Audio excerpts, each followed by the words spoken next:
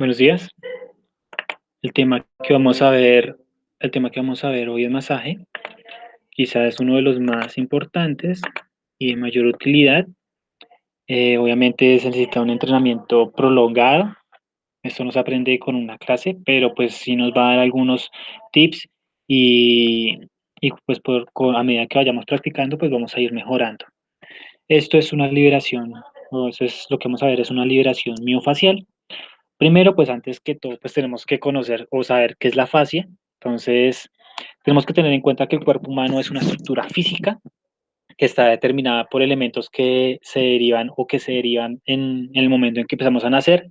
Esos tejidos, cuando estamos naciendo, se llaman mesénquima. Ese es un conjunto de tejidos conjuntivos embrionarios desde el cual se van a formar casi el resto de los tejidos que posteriormente se conocerá como mesodermo, es decir, huesos, músculos, ligamentos y la fascia. Entonces, los elementos primarios, como el hueso, el ligamento y los tendones, se desarrollan a partir de las células en forma de núcleos que, qué pena, formados, se forma a partir de células que aparecen en la sustancia del mesénquima. A medida que las unidades van tomando forma, el residuo de esos tejidos, menos diferenciado, o sea, no son ni hueso, ni tendón, ni ligamento, sino que tienen, se puede decir, células de todas, van formando unas envolturas o vainas de tejidos areolales que van a rodear los centros de desarrollo. Inicialmente, parece que la función de la vaina fuera la protección. Más adelante, pues va a llegar a ser también de sostén. Esto es, pues la fascia, entonces va a tener la función tanto de sostén como de forma. Podemos considerar la fascia como una de las formas de tejido conectivo y es la más extensa en el tejido corporal, en los diferentes tejidos corporales. Esto es una fascia, así se ve la fascia de un cuerpo humano, o si lo pueden ver de pronto también en un pollo, en el pollo también se ve cuando uno va comiendo hay un tejido encima de la carne, encima del músculo, eso sería la fascia. Eso es lo que nosotros vamos a tratar de intervenir. Con respecto a las generalidades de la fascia, entonces tenemos que es un tejido conjuntivo que determina nuestra estructura corporal y tiene la propiedad de responder a influencias mecánicas y químicas en cambios permanentes en los cuales está el cuerpo, que desvían su configuración y lo obligan a acomodarse a ella. Entonces, si ven la imagen de atrás, esto más o menos sería una fascia, algo que está unido completamente durante todo el cuerpo, al recorrido de todo el cuerpo, y que va a cambiar dependiendo del estímulo que se le dé. Em, pero debido a la sensibilidad de ese tejido, este proceso puede invertirse con manipulaciones y o una correcta adecuación de esa manipulación. Entonces, muchas veces esa fascia pues, se va a alterar pues, ya sea por estímulos mecánicos, estímulos químicos, que la van a hacer adherirse o pegarse o cambiar su conformación, pero esta es una de las tejidos que se puede llegar a cambiar bastante con la manipulación. La fascia adopta formas muy diversas. En cada individuo va a ser diferente las conexiones que tiene la fascia y pues obviamente esas conexiones van a incidir en la patología que vaya a desarrollar cada ser humano, así sea que esté bajo los mismos estímulos. Normalmente acostumbramos a considerar la fascia como una envoltura muscular que tiene una función netamente mecánica. Se conforma por láminas que separan entre determinados músculos, pero también sirve para ampliar ese espacio de inserción para algunos músculos, por ejemplo, el tensor de la fascia lata y los músculos abdominales usan las fascias para extender su punto de inserción. La fascia corporal tiene un recorrido continuo y envuelve todas las estructuras somáticas y viscerales, además de las meninges. Entonces pasa por cerebro, pasa por el intestino, pasa por los músculos, pasa por los huesos, pasa por el hígado, pasa por todo lado. La fascia la debemos entender como un material de empaque que no solamente envuelve todas las estructuras de nuestro cuerpo, sino que también las conecta entre sí, brindándoles soporte y determinando su forma. Además de esa función de sostén y participa también en los movimientos corporales. Se le asignan otras actividades también biomecánicas y bioquímicas, que aún eso está en estudio, pero pues se sabe que está. La fascia se organiza y se repara y asegura la protección y autonomía de cada músculo y víscera, pero también reúne esas cosas separadas como un componente corporal y las unifica dándoles una función establecida de relación espacial entre ellos. De esta manera, es como una especie de tejido interrumpido, una red de comunicación para todo el cuerpo. Entre sus propiedades destacamos la expansión de los nervios y los vasos linfáticos, el intercambio metabólico por su relación con el metabolismo del agua, la función nutritiva en relación con la sangre y la linfa, convirtiéndose en un sofisticado medio de transporte entre y a través de todo el sistema o todos los sistemas del organismo humano. La fascia se puede dividir o no, se tiende más o menos una visión muy general y muy a grosso modo como fascias individuales, que son las que van a envolver cada músculo y cada órgano. La otra sería la fascia superficial, que envuelve todo el cuerpo por debajo de la piel. Esos dos elementos pues se van a encargar de la interacción de las tensiones locales y unas tensiones conjuntas que le van a dar una compleja forma al cuerpo. Entonces, las fascias superficiales nos van a permitir la transmisión de las tensiones a través de los segmentos enteros del cuerpo sin que se pueda describir esa transmisión mediante un análisis del elemento anatómico. Entonces, pues, describir esa transmisión de fuerzas es muy difícil, primero porque la fascia es diferente en todos y segundo porque pues hay muchísimos puntos de tensión. Sería muy difícil, se podría hacer, pero sería muy difícil. Por lo tanto, la fascia individual eh, no termina exactamente donde el músculo tiene su origen o su inserción, sino que a menudo se continúa con otras fascias y pues, o con otras fascias ya sean viscerales o con otras fascias ya sean de otros músculos. Esto explica la transmisión de la carga de tensiones a través de toda la estructura y el hallazgo de patologías en lugares alejados de la zona donde empezó el problema. Entonces, por decir, no sé, me empezó un dolor atrás de la cabeza, en el cuello, siento tensión y progresivamente a partir de ese dolor en cabeza te empieza a doler la columna lumbar. Eso puede estar conectado. ¿Y por qué puede estar conectado? Por esa propiedad de transmisión de tensiones de la fascia.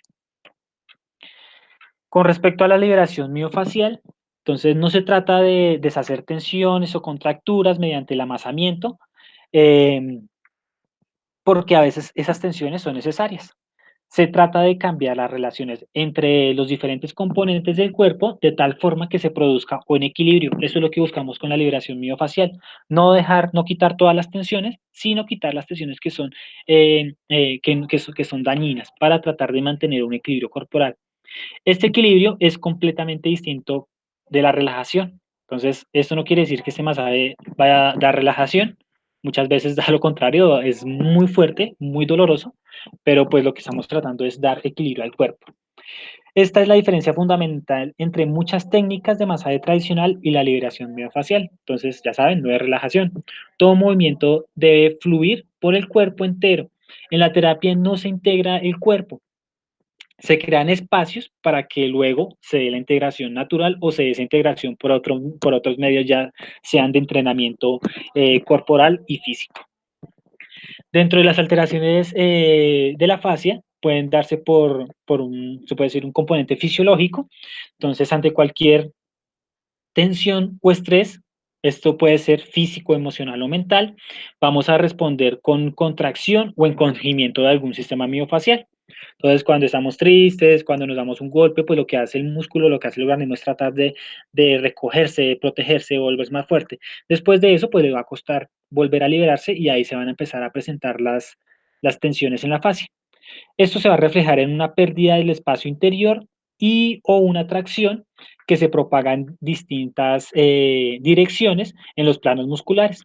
Obviamente hay que tener en cuenta las cadenas musculares que van a generar diversas patologías tanto en el sistema osteomuscular como en los otros sistemas. Las causas que pueden originar mal uso de las estructuras en el campo gravitacional terrestre van desde la mecánica, como usar el cuerpo en la estática y el movimiento lejos de las leyes que nos rigen para estar a plomo con dicha gravedad, o que esto se, o eso, todo eso se traduce como una mala postura, hasta las emociones, ¿sí? Pasando por la física como son traumas, accidentes, golpes, caídas, heridas, cirugías e inflamaciones. Tenemos la capacidad de adaptarnos al mal uso de las estructuras bajo el vector gravitatorio. O sea, si empezamos a tener una mala o una posición viciosa, pues nos vamos a empezar a adaptar a esa posición y ya después volver a la posición normal o adecuada, pues nos va a costar mucho. Y eso pues se va volviendo una verdadera patología con el tiempo. La gravedad es constante y nos conforma y nos deforma, dependiendo del uso que nosotros hagamos de ella. Entonces, obviamente la gravedad siempre va a ser una fuerza, se puede decir, constante, lo que va, lo que va a decirnos si tenemos un buen uso de esas, pues es nuestra conciencia corporal, nuestro entrenamiento corporal anterior.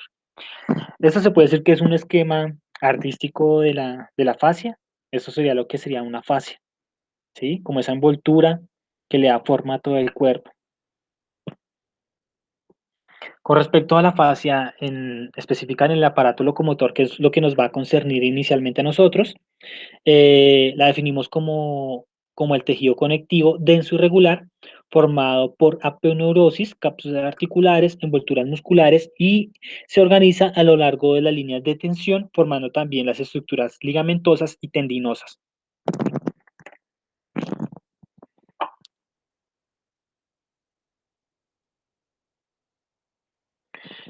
Cada parte del músculo, cada una de las fibras, cada microfibilla, cada fascículo está rodeado por fascia. Estas fascias no están separadas una de la otra, sino que se conectan entre sí, o mejor dicho, forman una sola fascia, una envoltura que va a recorrer un continuo de dobleces y permite envolver y encerrar los elementos anatómicos de nuestro cuerpo. Se puede sugerir que en cierto modo es un sistema facial el que determina la estructura corporal. Está generalmente aceptado el hecho de que la fascia participa pasivamente en la actividad dinámica del aparato locomotor. Destacamos tres propiedades. La primera es la estabilización, la segunda es la limitación de los movimientos y la tercera es la transmisión de las fuerzas. Investigaciones recientes revelan el hecho de que la fascia se contrae activamente. De esa manera puede participar dinámicamente en las actividades del aparato locomotor. Hay investigaciones realizadas, por ejemplo, en las fascias trocolumbar, en la fascia lata, en la fascia de la pierna, que revelan que la actividad de, de los microblastos que tienen la fascia presentan una que es que pues que están, se puede decir, en abundante cantidad en la fascia, eh, se contraen como se contraen la musculatura lisa. Entonces recuerden que esa musculatura lisa está presente en los intestinos y pues tiene una forma diferente de contraerse, pero pues va a ayudar a contraer o a la actividad contráctil cuando contraemos un músculo estriado. Esta evidencia nos indica que la actitud dinámica del sistema facial puede tener influencia en diferentes puntos. Uno de esos es la formación de contracturas faciales que se pueden volver patológicas, como la contractura de Dupuytren, el síndrome compartimental, que son, entre esos encontramos eh, ay, síndrome compartimental, encontramos el síndrome del túnel del carpo, el síndrome del túnel del tarso, que van a comprimir los tejidos dentro y eso quizás sea por una inflamación o una adherencia en la fascia. Otro punto es la formación de sistemas alternos de regulación de tensión, como una importancia esencial para las situaciones de una máxima exigencia para el aparato locomotor. Entonces también van a servir para aumentar esa fuerza y esa transmisión de tensiones cuando el aparato locomotor está bajo muchísimo estrés muscular. También la coordinación neuromuscular y el proceso de cicatrización de las heridas. En resumen, se puede considerar al sistema facial como una estructura unificadora, protectora, correctora de todo el cuerpo. El sistema facial sano y equilibrado como la capacidad de un libre y complejo movimiento intrínseco y extrínseco que nos asegura al cuerpo la posibilidad de un movimiento con una plena amplitud y coordinado, siempre en la búsqueda de la máxima eficacia o eficiencia funcional con un mínimo gasto energético. Ahora vamos a ver los principios básicos de las técnicas de liberación miofacial. Entonces, esos principios de tratamiento y técnicas básicas son los siguientes. El primero es aplicar la técnica de liberación miofacial o de inducción miofacial. Se realiza con una estimulación mecánica en un tejido conectivo. Como consecuencia, se logra una circulación más eficaz o eficiente de los anticuerpos en la sustancia fundamental de la célula. También nos va a dar un aumento del suministro sanguíneo hacia los lugares de la restricción a través de la liberación de histaminas. Otro punto es que nos va a dar una correcta orientación de la producción de los fibroblastos. Además, nos va a dar un mayor suministro de sangre hacia esos tejidos nerviosos y un incremento del flujo en los metabolitos desde y hacia los tejidos, acelerando así su proceso de curación. Algunas recomendaciones importantes. Entonces, uno de los efectos de la aplicación de las técnicas de inducción miofacial es la liberación de toxinas, de forma que nos va a ayudar a eliminar del organismo, pero no se va a dar pues eso se tiene que dar por algún mecanismo. Entonces, a partir de esa liberación que nosotros hagamos, vamos a liberar esas toxinas, que esas toxinas van a ir a la orina. Entonces, se debe recomendar al paciente incrementar muchísimo la ingesta de agua cuando vaya a ir a la sesión de liberación miofacial. Se recomienda como mínimo 1 litro de agua diario, además de lo que consume normalmente, lo que va a facilitar pues ese proceso de expulsión de las toxinas por medio de la orina. De lo contrario, pues estas toxinas se quedarán retenidas de nuevo y van a causar diferentes reacciones negativas en el cuerpo, como por ejemplo rigidez, dolor, náuseas, vómito y erupciones en la piel y en las mucosas. Es importantísimo cuando vayamos a hacer el masaje estar muy hidratados. Con contraindicaciones absolutas, entonces aneurismas no se pueden realizar, pues porque recuerden que un aneurisma es eh, como una alteración de vasos sanguíneos que pueden estar cursadas con un trombo y en el momento en que nosotros hagamos liberación o algo, pues aumentamos la circulación y pueden reventarse esos aneurismas. También, pues, las fracturas de huesos en lesiones agudas de los tejidos blandos, se recomienda que se debe esperar entre 3 semanas y 3 meses hasta que se produzca la completa cicatrización. En las heridas abiertas tampoco es recomendable.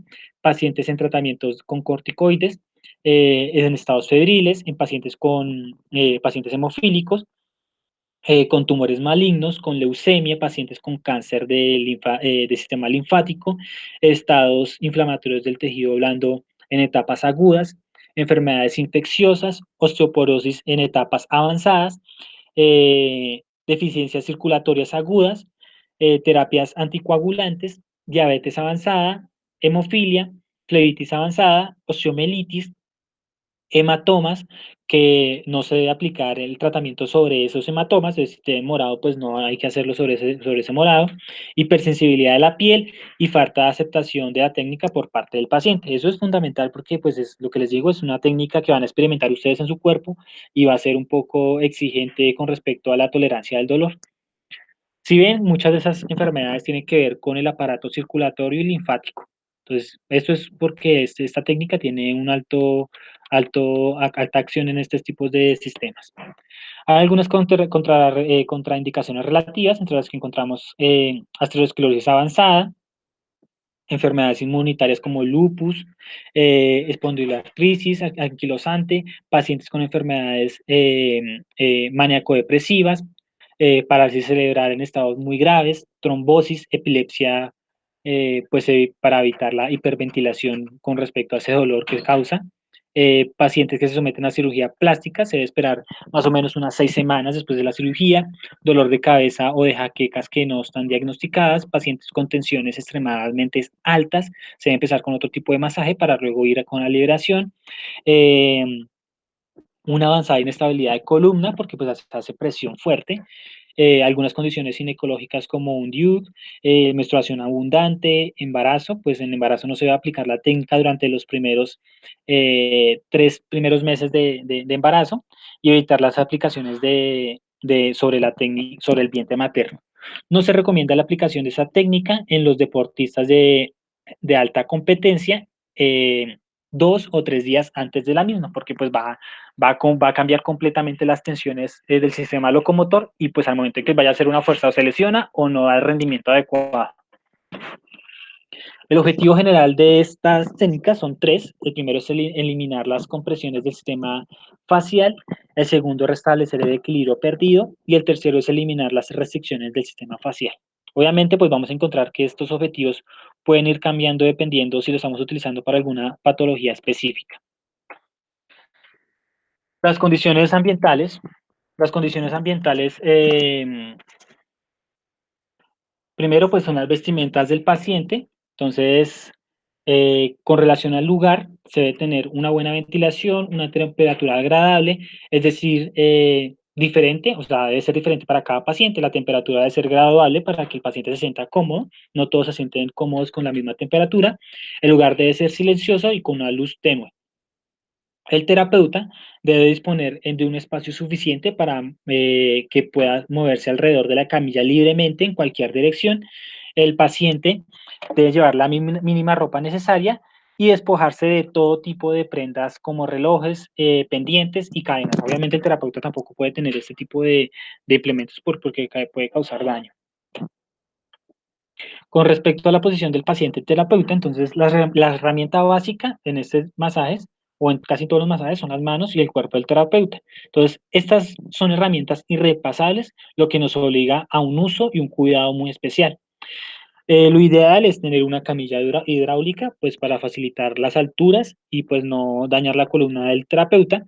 El paciente debe estar correctamente colocado para la aplicación de cada una de las técnicas y también sentirse lo más cómodo posible. Para la colocación adecuada del paciente se puede utilizar equipos especiales como almohadillas de goma, goma espuma o almohadas normales. Hay que tener en cuenta diferentes factores como por ejemplo las diferencias de las dimensiones de los cuerpos entre paciente y terapeuta, la capacidad física del terapeuta, la edad del paciente y el tipo de camilla. Algunas técnicas es necesaria la utilización de una fuerza considerable. Entonces el terapeuta debe utilizar el peso de su cuerpo colocándose de forma adecuada, especialmente para cuando estamos en desventaja mecánica. Es recomendable el uso de almohadas entre los cuerpos en pacientes, o sea, entre el cuerpo del paciente y el terapeuta, para aumentar la ventaja mecánica, así como también para evitar el contacto corporal innecesario, en particular cuando el tratamiento lo está realizando una persona del sexo opuesto. Con respecto a la protección de las manos, que les digo, es una técnica muy exigente para las manos.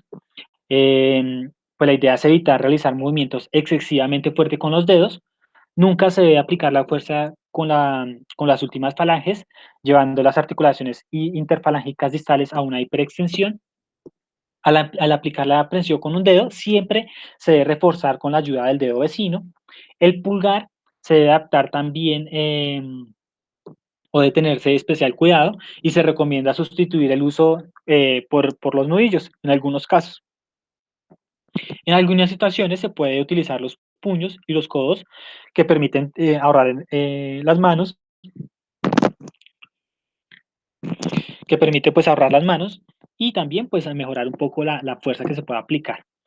Se recomienda el uso de crioterapia después de las sesiones de masaje para el terapeuta, con un lavado frecuente de manos durante unos minutos en agua muy fría. Y pues, pues ¿para qué? Para evitar la instauración o que empiece un proceso inflamatorio. ¿Con qué frecuencia se deben hacer los tratamientos? Pues en estados agudos se aplica el tratamiento a diario o incluso en unos casos muy especiales, 2 veces al día, aunque pues es muy excepcional que pase esto. Un tratamiento tan intensivo como estos que le acabo de decir puede prolongarse durante máximo una semana. Posteriormente, se aplica a tratamientos interdiarios e incluso más distales o más distancia, con más distancia de descanso. En las lesiones comunes, para obtener unos resultados óptimos, es eficiente o es suficiente con un total de 6 aplicaciones. En los casos crónicos, puede ser necesario un tratamiento de mantenimiento cada cierto tiempo, más o menos 7 o 10 días estará bien para ayudar al paciente a mejorar su recuperación. El tacto es una de las formas de comunicación del que tiene el humano, sin el uso de palabras, y es muy poderosa. Requiere dedicación y concentración, tanto por parte del terapeuta como por parte del paciente. El tacto forma parte del lenguaje corporal. Este lenguaje permite una comunicación perfecta entre el terapeuta y el paciente durante todo el proceso de tratamiento. A través del tacto, el terapeuta establece el primer contacto con el cuerpo del paciente, valorando la calidad del tejido, la forma de la restricción y su dirección y su profundidad. Hay tres técnicas principales: la aplicación de las técnicas superficiales o técnicas de deslizamiento. Entonces, el objetivo principal de estas técnicas es eliminar las restricciones superficiales y las restricciones locales. La regla principal en la aplicación de estas técnicas es dirigir el movimiento de deslizamiento en la dirección de la restricción.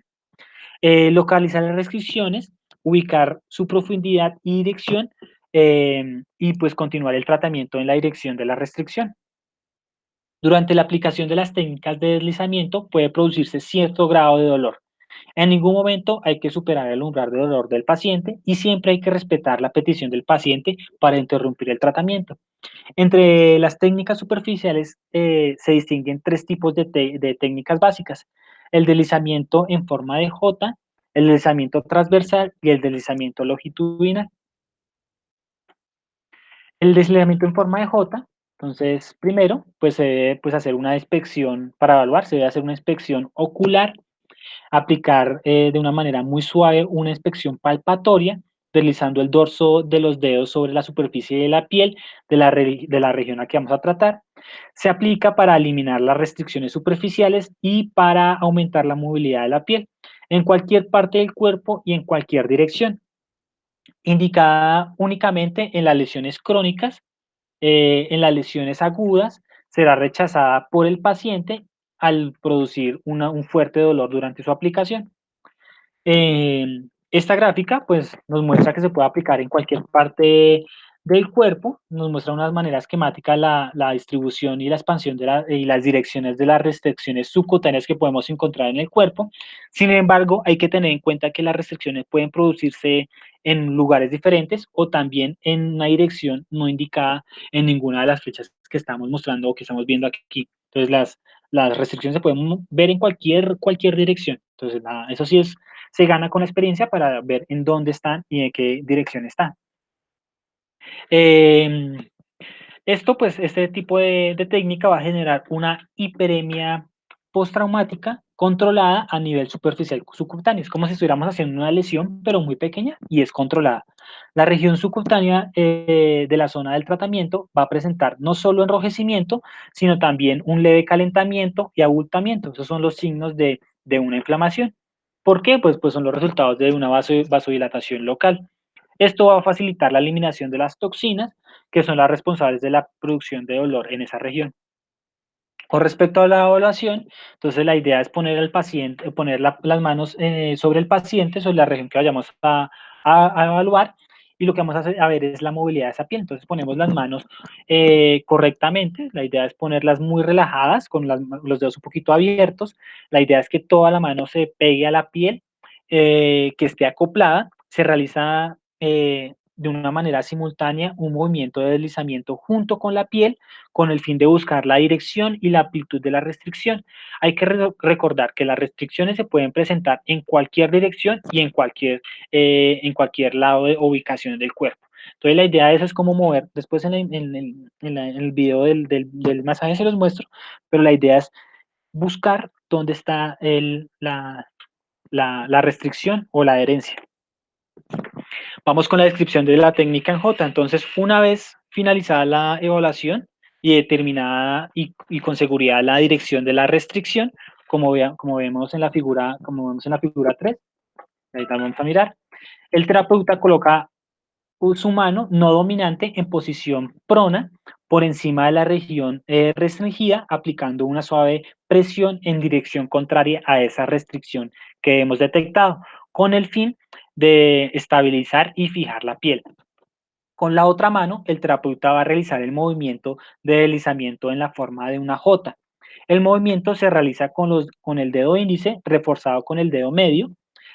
Ya les voy a mostrar las figuras, o en algunos casos se puede hacer con el nudillo del dedo índice también. Entonces, en esta figura 3 vemos, es un esquema que muestra la forma de deslizamiento de forma de J, la contrapresión de fijación en la piel, que se realiza en la dirección opuesta de la restricción que identificamos, y la técnica de deslizamiento J se aplica en la dirección, qué pena, esa J se aplica en la dirección de la restricción.